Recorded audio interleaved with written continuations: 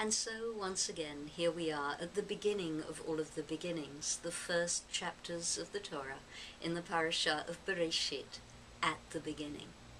And we think that we know what the Torah is going to tell us, that it will say that on day 1, God separated light from darkness, and so on down the orders of creation, until we have humanity appearing on day 6, and Shabbat being created on day 7. We're only partially right when we say that we think we know what happens, because the Torah is going to follow up that narrative with an alternative narrative of how creation came to be.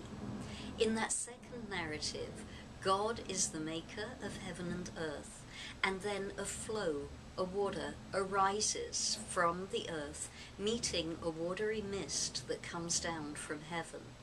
The water and the earth combine to make clay, and out of that clay, God forms humanity. There's no preference given to one narrative over the other. The Torah simply presents both of them sequentially as alternatives for how everything in the world ever came to be. The first one perhaps is easier for us to understand. It's systematic, it's ordered.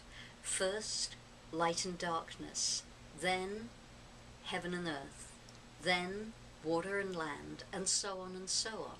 God as the architect proceeding according to what seems to be a preordained plan.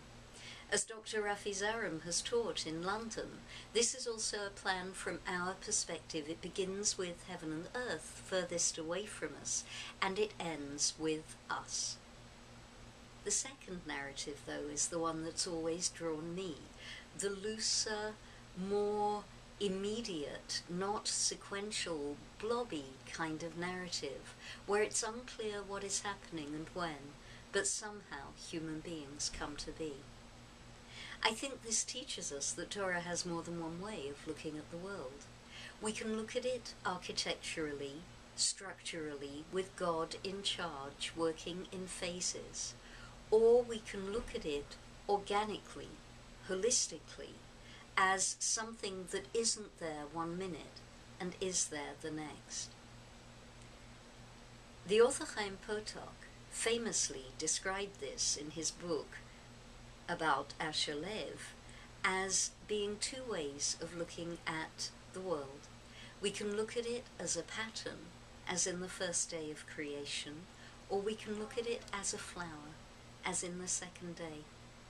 And those 2 options are always open to us. So my question for this week is, how are we going to view and understand creation? Is it a pattern? Is it a flower?